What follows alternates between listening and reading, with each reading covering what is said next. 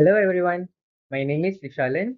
I'm taking diploma in physiotherapy. Today I want to present about center of gravity, posture, balance and equilibrium. So these are the table of contents. So first we're gonna see about center of gravity. So the introduction is human center of gravity is a term that has implications for all things related to posture, including issues such as way back, the design of posture, exercise programs, and much more. Gravity is a downward pull or force that the earth exerts on your body. Your center of gravity is the point where the mass of the body is concentrated. The center of body, which is known as COG of the body, is a hypothetical point around which the force of gravity appears to act. It is point at which the combined mass of the body appears to be concentrated. Because it is a hypothetical point, the COG needs not lie within the physical bounds of an object or person. One subjective way, there are objective measures to approximate the COG of an object is to visualize it balancing on one finger. So, the next is center of gravity in the human body. In the anatomical position, the COG lies approximately anterior to the second sacral vertebra. However, since human beings do not remain fixed in the anatomical position, the precise location of the COG changes constantly with every new position of the body and limbs. The bodily proportions of the individuals will also affect the location of the COG. Example, the body has moving parts such as arms, legs, head, various areas of the trunk. Every time we move, the shape of our overall form changes. And if we carry something like a suitcase, grocery bag, or if you wear a backpack, this adds weight to some areas but not others, changing the COG as it does. This point can add does change based on what we carry and how we carry it, as well as the position you take and the movement you make. Stability and the center of gravity. The direction of the force of gravity through the body is downward towards the center of the earth and through the COG. The line of gravity is important to understand and visualize when determining a person's ability to successfully maintaining balance. When the line of gravity falls outside the base of support, BOS, then a reaction is needed in order to stay balanced. When the line of gravity is within the BOS, an object or person is said to be stable. When the line of gravity falls outside of the BOS, the object or person is said to be unstable. So, next we're gonna see about posture definition and analysis in human. So, the definition of posture is a highly individual and dynamic aspect of human physiology. It is more about how your body adapts and interacts with different situations than a fixed, correct, or incorrect state. Posture can be simply defined as the way in which we hold our bodies while standing, sitting, or lying down. So, what is posture? Posture is the attitude assumed by the body either with support during muscular inactivity or the coordinated action of many muscles working to maintain stability.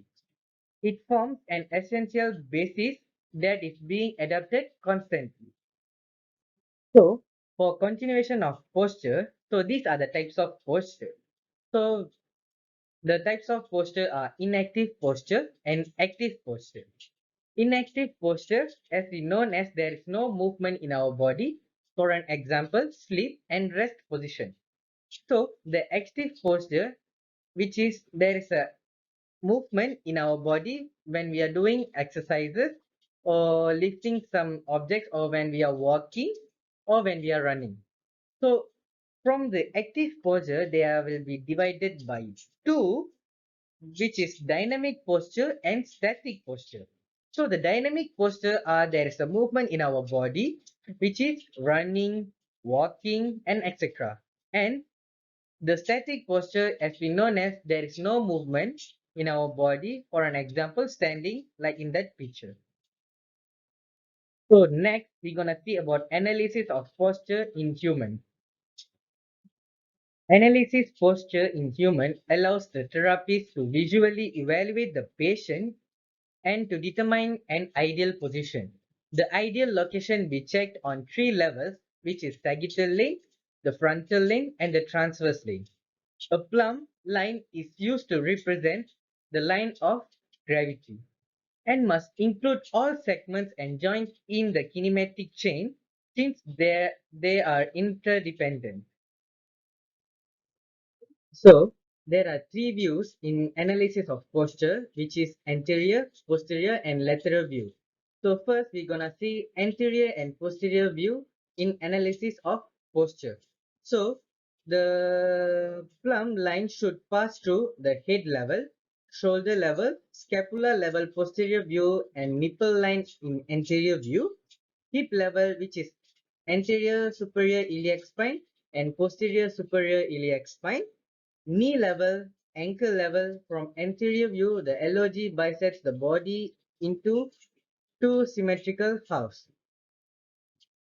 But the lateral view, the plumb line should pass through the center of the ear, the center of the shoulder, center of the hip, and the last one fall just in front of the ankle. So next we're gonna see about abnormal posture. So there are four types of posture, which is scoliosis, kyphosis, flat back, and sway back. So first we're going to see about scoliosis. Scoliosis is a sideways curvature of the spine that most often is diagnosed in adolescence. Scoliosis occur in people with conditions such as cerebral palsy and muscular dystrophy.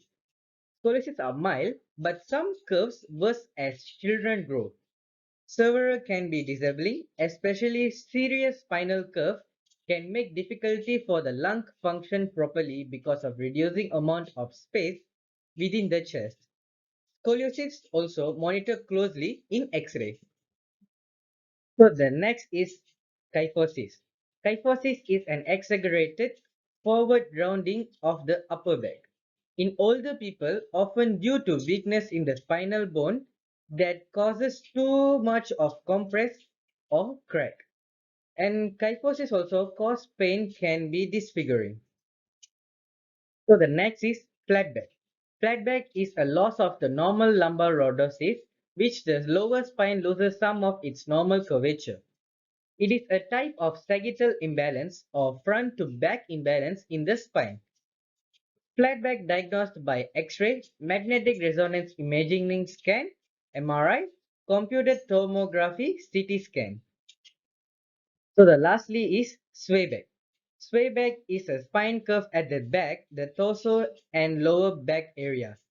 The position of the head over the pelvis naturally. The curve works as shock absorbs, distributing the stress that occur during movement. Sway back affects people of any age. Certain conditions contribute, including osteoporosis, kyphosis, obesity. The therapist perform a physical examination and neurological examination to diagnose the sway back. So lastly, we are going to see about balance and equilibrium. There are three types of equilibrium, which is stable, unstable, and neutral equilibrium. So first we're going to see about stable equilibrium. Stable equilibrium, when displaced from equilibrium, it experiences a net force or torque in a direction opposite to the direction of the displacement. For an example, the pencil is in the condition of equilibrium. The net force on the pencil is zero and the total of torque about any pivot is zero. So the next is unstable equilibrium.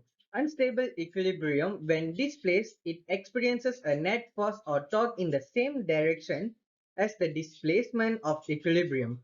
A system in unstable equilibrium accelerates away from its equilibrium position if displaced even slightly. For an example, if the pencil is displaced slightly to the side, counterclockwise, it is no longer in equilibrium. Its weight produces a clockwise torque that returns the pencil to its equilibrium position. So the lastly, neutral equilibrium. Neutral equilibrium is when a particle is slightly displaced from a position, then it does not experiences any force acting on it and continues to be in equilibrium in the displaced position. For an example, the picture that shows the first picture that shows the center of gravity of an adult is about the hip joints and lies between two narrowly separated feet. Like a pencil standing on its eraser, the person it is stable equilibrium in relation to sideways displacements, but relatively small displacements take his COG outside the base of support and make him unstable. The picture of B shows while bending in the manner shown, stability is increased by lowering the center of gravity. Stability is also increased if the base is expanded by placing the feet further apart. So that's all from me. Thanks for watching.